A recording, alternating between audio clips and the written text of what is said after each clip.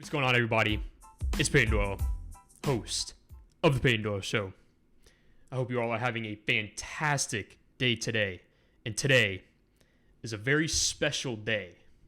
Today is the first Peyton Doyle Show that is going to come out on YouTube. So if you want, go check that out. Go look up Peyton Doyle Show on YouTube. Go subscribe, go like this, and let's begin. So on Thursday, the NFL released schedule for this upcoming season. That's mostly what I'll be talking about today. I'll give you all my predictions for division winners and division losers. But first, I want to give my 2 cents on the Last Dance documentary and why it's showing why LeBron is just totally different. He's just a totally different player than Michael Jordan. Let me start off by saying I am a huge LeBron James fan. I have a personal connection to LeBron. I'm from Canton, Ohio, and most of my family still lives there. That's right outside of Akron, Ohio. It's actually the same area code where LeBron grew up. My dad actually ran an Einstein Bagels in the early 2000s in the Canton, Akron area. And when LeBron was in high school, he'd go eat there sometimes. I'm a huge Cavs fan. And probably one of the best days of my life so far was Game 7 of the 2016 NBA Finals. That 3-1 comeback. I'll never forget the feeling of that day. So I am a LeBron fan, and I mean absolutely no hate when I say this. But Michael Jordan is in his own stratosphere when it comes to competitiveness and willingness to win and greatness. Michael Jordan had a killer instinct that never turned off. He brought it in practice, regular season, postseason. It didn't matter. Michael was going to bring it no matter what. Now, I never watched Michael Jordan play, so everything I'm saying is based off the stories I've heard or this documentary. But Jordan didn't want to be friends. He wanted to win. He didn't want anyone to have anything over him. We saw that when he went out in Game 1 of the 1992 Finals against Portland, hitting 6 3-pointers after people said that Clyde Drexler was a better shooter than him. MJ didn't care. He wanted to be the best every single game, every single practice, every single shot, every single possession. He wanted to be the best. He wanted to embarrass you. He wanted his opponents to feel like they shouldn't even be playing basketball, like they should retire after they play him. He was vicious, and he was feared by everyone. Michael Jordan is the most competitive player in the history of sports. LeBron approaches the game differently. He works hard, he plays hard, but he doesn't have the same killer instinct that Jordan had. LeBron has shown us that when he does turn on his killer instinct, there's absolutely nothing that anyone can do to stop him. But he doesn't have it on every single time he steps on the court like Jordan did. If LeBron always had this killer instinct, the Heat would have definitely beat the Mavs in 2011. We saw him turn it on in 2016 against Golden State. That was incredible, the run after they went down 3-1. He dropped 41-41, then a triple-double in Game 7. And LeBron is the best Game 7 player of all time. He turns on his killer instinct in Game 7.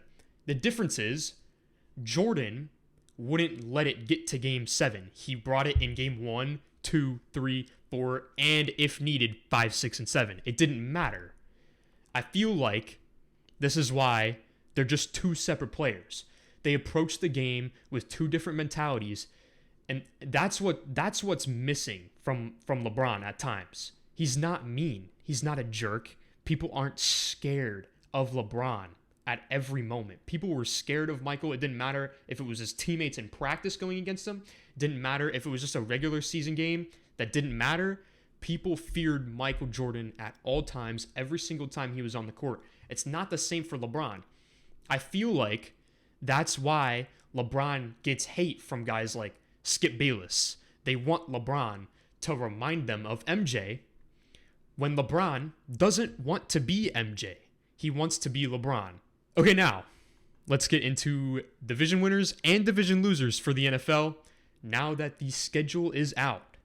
So starting off, I'm going to start off with the AFC North. This one was pretty easy.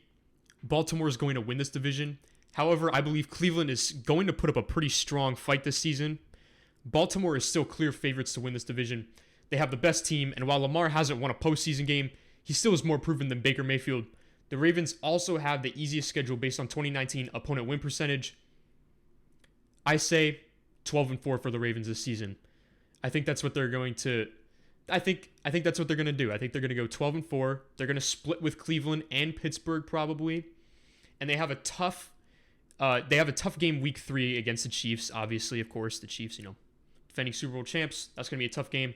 Then they have another game that they can lose is Philly, or in week 11 they play Tennessee, which will be a tough matchup for them after they lost them in the postseason last year, the divisional round. So I see Baltimore, 12-win team this season, not 14 wins like last year. 12-win team this season, and division champs for sure. The loser of the AFC North is also going to be easy to choose as well. It's Cincinnati. And yes, I know I've been defending Cincinnati in recent episodes, saying that they aren't as bad as they seem and that Joe Burrow should fit in well there, but this season will not equate to instant success for the Bengals and Joe Burrow, I believe. Sports are in a very, very weird place right now. OTAs, minicamp, training camp, all may not occur this season. Joe Burrow is going to be missing out on time with his teammates. He's going to have trouble getting into rhythm with his wide receivers and getting an actual feel for the offense. They're going to be doing installs on Zoom, stuff like that. All young quarterbacks have a little bit of a disadvantage this season that other young quarterbacks didn't have before them. And I think it will show on the field this year because guys like Big Ben, they don't need training camp. Drew Brees, he doesn't need OTAs. Aaron Rodgers, he could show up, play the game. It doesn't matter. These veterans, they'll be fine regardless of the circumstance. So I see Cincinnati struggling this season, but that doesn't mean I don't believe in Joe Burrow. I just see him having a rough rookie season. So next division, we have the AFC East. My winner in the AFC East has to be the Buffalo Bills. I am certainly on the Josh Allen bandwagon this season. I've been on it since he was in college. I wanted the Browns to take him instead of Baker Mayfield with the number 1 overall pick. That obviously didn't happen. Josh Allen is really going to show us all this season that he's here. He's here.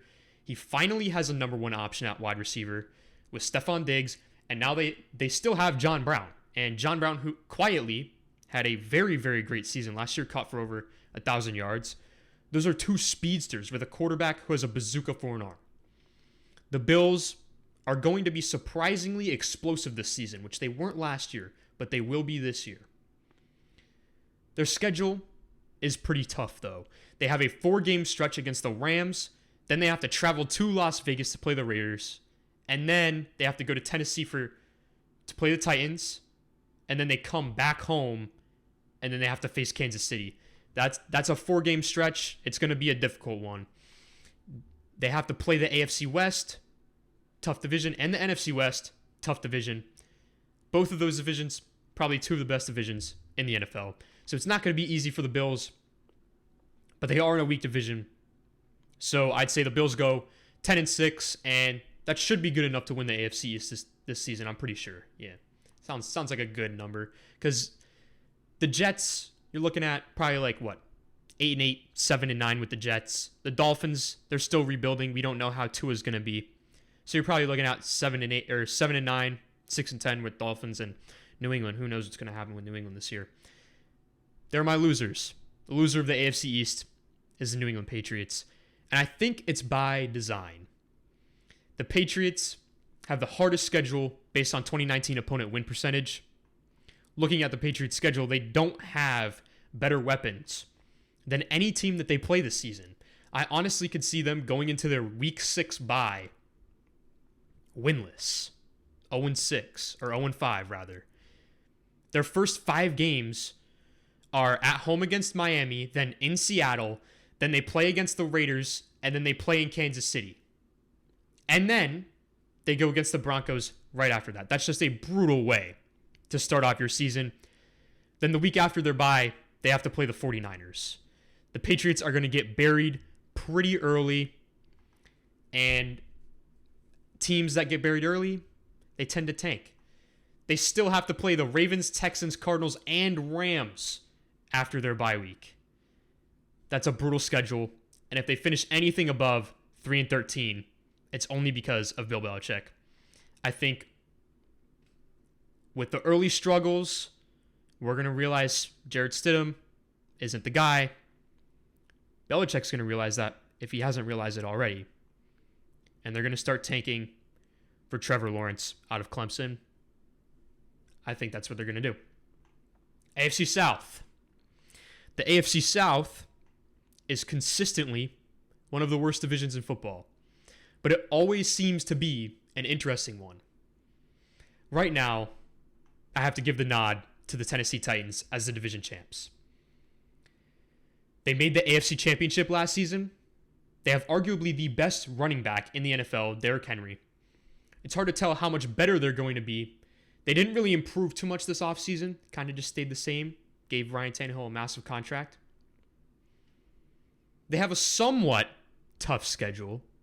They have to play teams like Baltimore. They're probably going to lose that game. Buffalo. Probably going to lose that game. But they're a solid all-around team.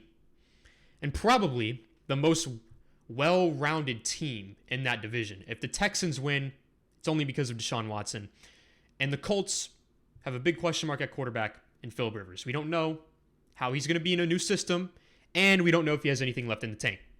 So right now, Tennessee Titans are my AFC South champs. Picking the loser in this division was a lot easier than picking the winner. The loser of the AFC South is going to be the Jacksonville Jaguars. I'm sorry, Jags fans, but your team is looking to rebuild. They traded away A.J. Boye, Calais Campbell. This year, they are going to try and find out early if Gardner Minshew is their quarterback of the future. And if he struggles out of the gate, I believe they're another team that will tank for Trevor Lawrence. The problem with Jacksonville is not Minshew. They don't have a lot of weapons around him. DJ Chark is a nice wide receiver with potential, but their best offensive player is probably Leonard Fournette, and they tried to trade him. He also doesn't seem like a very good teammate to me. He was just recently pushing for the team to sign Cam Newton and give up on Gardner Minshew. You don't say that about your franchise quarterback. You're supposed to support him. He's the leader of your team. He's supposed to be the guy you look forward to being around and getting chemistry with, because he does hand you the ball at the end of the day. But overall, Jacksonville seems like a messy situation right now. And I could see them potentially tanking once they realize their playoff hopes are done. Now we're going out west to the AFC West. Obviously, the winner of this division is the Chiefs. Defending Super Bowl champs, they have Patrick Mahomes, who's the best player every single time he's on the field. He's absolutely unstoppable. There's nothing like him.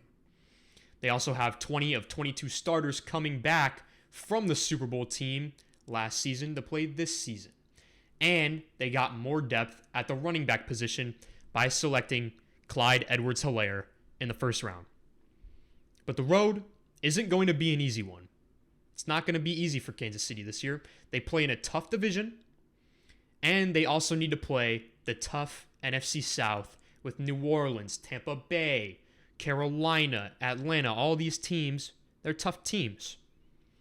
They also have games against Houston and Baltimore. I say the Chiefs go 11-5 and win the AFC West. The loser of this division is a tough one. Of all these teams, there's just one that just doesn't seem to have as much talent right now as the other ones. That's the Las Vegas Raiders. The Raiders don't have as many weapons as their division rivals do. They also have a rough start to the season, playing teams like Carolina, Buffalo, New Orleans, and Kansas City, which are all teams that I think are better than them. Derek Carr is also under a lot of pressure this season. He needs to elevate his team, because if not, he might be on his way out of Las Vegas next season. I say 5-11 for the Las Vegas Raiders this season in their inaugural season in Las Vegas. 5-11. That's what I say. Now that the AFC is out of the way, it is time for the NFC, starting with the NFC North. Right now, I'm going with Green Bay. Yes, I loved Minnesota's draft, but I feel like they've just lost too many pieces to instantly replace. They also lost their offensive coordinator, Kevin Stefanski. He is now the head coach of the Cleveland Browns. Hard to replace that. Green Bay also has one thing that nobody else in this division has, and that's, of course, Aaron Rodgers. Mostly every team in this division is mediocre, but only one team has a future Hall of Fame quarterback, and that's the Green Bay Packers. So for that, they are instantly favorites to win the division. Looking at their schedule, it's not easy. They have to play the NFC South. I say 10-6 for the Packers, and that will win the NFC North this season.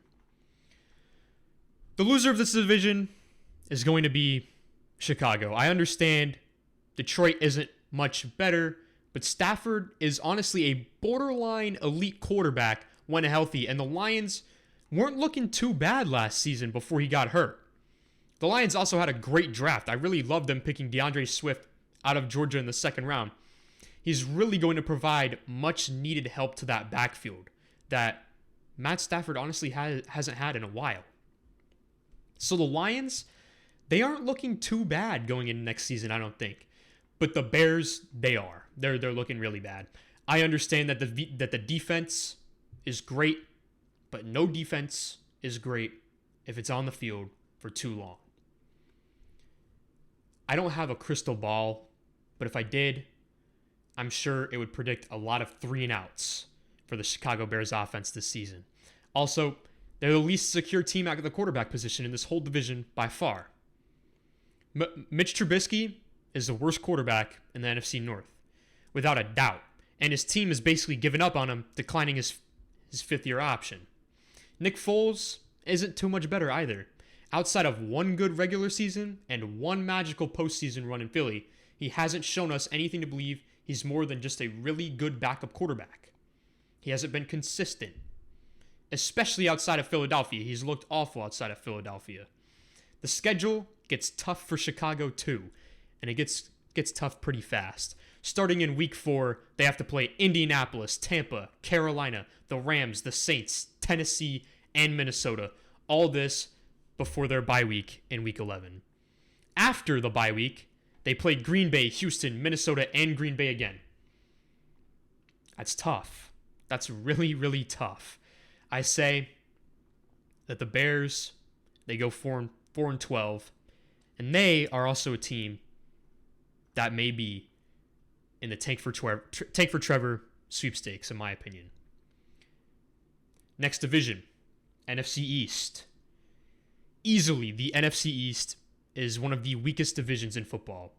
This one really came down to two teams, Philly or Dallas. I think Philly has a better quarterback, but I feel as if Dallas has the better all-around team, more complete team. And looking at their schedules, the Eagles play most of their tough games on the road. They have to travel to San Francisco and then from San Francisco to Pittsburgh one week.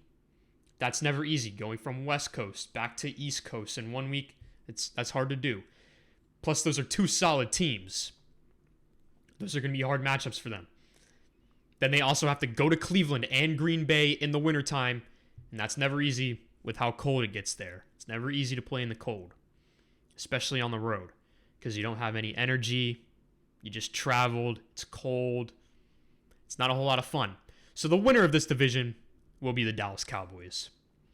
They have the most complete team, and they don't need to travel nearly as much as Philadelphia has to. I see the Cowboys going 10-6 this season. They play most of their hardest games at home, and they also have a talented football team. Dak is out for vengeance this season. He's going to show that he's worth big bucks, big dollar bills this season. The loser has to be the Washington Redskins. I'm sorry to all my listeners who are Buckeyes fans, Redskins fans, or Haskins supporters, but I really just don't see anything from him that makes me believe he is going to become a career starting quarterback in the NFL. I know I'm hard on him, but that's just how I see it. I see more promise in Daniel Jones and the Giants, who also have a generational talent in Saquon Barkley. The Redskins are a team that is going to get buried early. They start off the season at home against Philly. Then they travel to Arizona, so that's East Coast to West Coast. Hard to do. Then the next week they have to go to Cleveland. Then they come back home to play the Ravens and the Rams. That's such a slap in the face to start your season, and as a young team, that's going to hurt your confidence. I think they're going to start off the season 0-5, and there's basically no coming back from that. Looking at the Redskins' schedule, they aren't better than anyone they play. I say they split a game with the Giants, and they can beat Cincinnati, maybe Detroit or Carolina, but even those, they'd be upsets. My prediction, 3-13 for the Redskins. Trevor Lawrence might be headed to DC. Now, this division is stacked. The NFC South. Will it be New Orleans or will it be Tampa? That's really what it's coming down to. I think Tampa's going to win this division. I know I ranked New Orleans higher in my power rankings, but both teams, they're going to be potential Super Bowl contenders regardless of who wins the division. But New Orleans has a brutal stretch in Week 12 to finish the season. They have to go to Denver, then go to Atlanta. Then they travel to Philly the next week, and then they come back home to play Kansas City, and then they play Minnesota on a short week. That's tough. That's a really, really hard way to enter the postseason. Tampa Bay, they don't have it that tough on their schedule. And for that, I think they're going to be NFC South champs. The Falcons, they're going to finish last in this division. They've got it really, really tough this season on the schedule. They have the hardest schedule based on their opponents' projected win percentage for this 2020 season. Their divisional opponents are just better than they are. I think they'll split a game with Carolina, win against Chicago and Detroit, and then maybe beat Las Vegas. I predict 5-11 for the Atlanta Falcons this season. Dan Quinn is on the hot seat.